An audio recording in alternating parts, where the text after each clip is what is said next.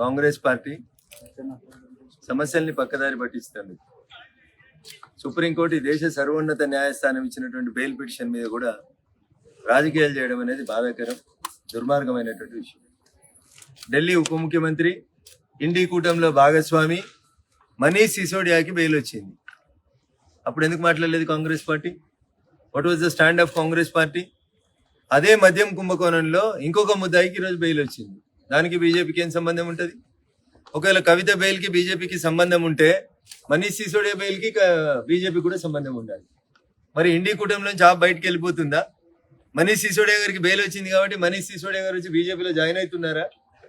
అందుకని మోకాలకి బోడిగుండుకి లింక్ పెట్టి మాట్లాడేటువంటి ఈ కార్యక్రమాన్ని కాంగ్రెస్ పార్టీ మానుకోవాలి. బెయిల్ అనేది మున్సిపల్ కోర్టులో రిజెక్ట్ అయింది, జిల్లా కోర్టులో రిజెక్ట్ అయింది, చివరికి హైకోర్టు రిజెక్ట్ చేసిన తర్వాత ఈ దేశ సర్వోన్నత న్యాయస్థానం సుప్రీంకోర్టు బెయిల్ ఇచ్చింది. కాంగ్రెస్ పార్టీకి డెమోక్రసీ మీద విశ్వాసం లేదు, పార్లమెంట్ మీద విశ్వాసం లేదు, సెబీ మీద విశ్వాసం లేదు, కోర్టుల మీద విశ్వాసం లేదు. RG1 రాజీవ్ గాంధీ గారు ముస్లిం మహిళలకి మనోవర్ తీయాలని సుప్రీంకోర్టు చెప్తే సుప్రీంకోర్టు ఆర్డర్ని తుంగలో దెక్కి ఆర్డినెన్స్ తెచ్చినటువంటి పెద్ద మనిషి RG1, the great Rajiv Gandhi గారు 1 అయితే, అది సుప్రీంకోర్టు పట్ల రాజీవ్ గాంధీ గారికి ఉన్నటువంటి అభిప్రాయం అయితే, ఇలా RG2 కొత్తగా ఏం నటిస్తాడు? తెలంగాణలో సామెత చెప్తారు, ముందు నాగలు ఎట్లా పోతే వెనక నాగలు అట్లే పోతుంది. రాహుల్ గాంధీ గారు చెప్పాలి, ఇలా మనీష్ సిసోడియాకి బెయిల్ వచ్చింది. బెయిల్ బీజేపీ ఇచ్చిందా, సుప్రీంకోర్టు ఇచ్చిందా? ఒకవేళ మనీష్ సిసోడియాకి బెయిల్ సుప్రీంకోర్టు ఇస్తే అదే సుప్రీంకోర్టు కవితకు కూడా బెయిల్ ఇచ్చింది. బీజేపీకి ఏం సంబంధం ఉంటుంది? కవిత అరెస్ట్కి బీజేపీకి సంబంధం లేదు, కవిత బెయిల్కి బీజేపీకి సంబంధం లేదు. కాబట్టి కాంగ్రెస్ మిత్రులారా, రాజకీయాన్ని రాజకీయం చేద్దాం. ఎలక్షన్లు వచ్చినప్పుడు వాస్తవాలు మాట్లాడుకుందాం. మీ పార్టీలో కూడా చాలా మందికి బెయిల్ వస్తుంది. మొన్న ఒక ముఖ్యమంత్రి గారికి, జార్ఖండ్ మాజీ ముఖ్యమంత్రి జైలుకు పోయిన తర్వాత మాజీ అయిన ముఖ్యమంత్రి కూడా బెయిల్ వచ్చింది. మరి అది కూడా బీజేపీ ఇచ్చిందా? ఇస్తే మరి ఆయన ఇండి కూటమిలో ఎందుకున్నాడు? మళ్ళీ వచ్చి ఆయన ఇప్పుడు ముఖ్యమంత్రి అయింది కదా, సోరెన్ గారు వచ్చి మా పార్టీలో చేరాలి కదా, చేరలేదు కదా, మీతోటే ఉన్నాడు కదా ఇండి కూటమిలో. నేను జార్ఖండ్ ముక్తి మోర్చా అధ్యక్షుడు సోరెన్ గురించి చెప్తా ఉన్నా, ఆయనకు బెయిల్ వస్తే బీజేపీకి సంబంధం లేదు. ఢిల్లీ ఉప ముఖ్యమంత్రి మనీష్ సిసోడియాకి బెయిల్ వస్తే దానికి బీజేపీకి సంబంధం లేదు, కానీ కవితకు బెయిల్ వస్తే మాత్రం బీజేపీకి సంబంధం ఉంది.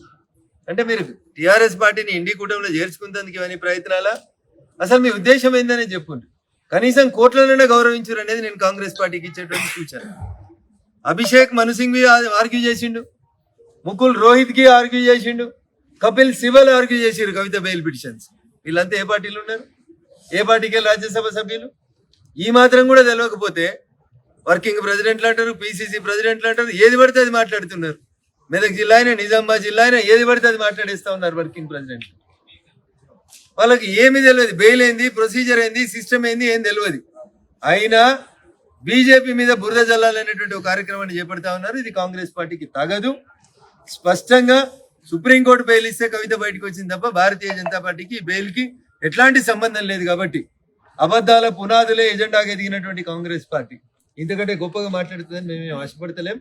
బట్ తెలంగాణ సమాజం, విఘ్నులైనటువంటి తెలంగాణ ప్రజలు అర్థం చేసుకుంటారని, బెయిల్ కోర్టుకు సంబంధించిన అంశం అని, పార్టీలకు సంబంధించిన అంశం కాదని జగ్గారెడ్డి గారికి, మహేష్ కుమార్ గౌడ్ గారికి అర్థమయ్యేలా చెప్పాలని చెప్పి ఆ అభిషేక్ సింగ్ మన్వి అనేటువంటి సుప్రీంకోర్టు వకీల్కి ఈ సందర్భంగా నేను విజ్ఞప్తి చేస్తాను. ఒక రాజకీయ పార్టీ ఇంకొక రాజకీయ పార్టీలో విలీనం అవ్వాలా అవ్వకూడదు అనేది ఆ టీఆర్ఎస్ పార్టీ పెద్దలు అడిగితే కరెక్ట్ సమాధానం వస్తుంది. భారతీయ జనతా పార్టీ ఎవరిని విలీనం చేసుకోవడానికి సిద్ధంగా లేదు. మేము కాశ్మీర్ నుంచి కన్యాకుమారి దాకా ఒంటరిగా మేమే ఎదగాలనుకుంటున్నాం. That is our stand.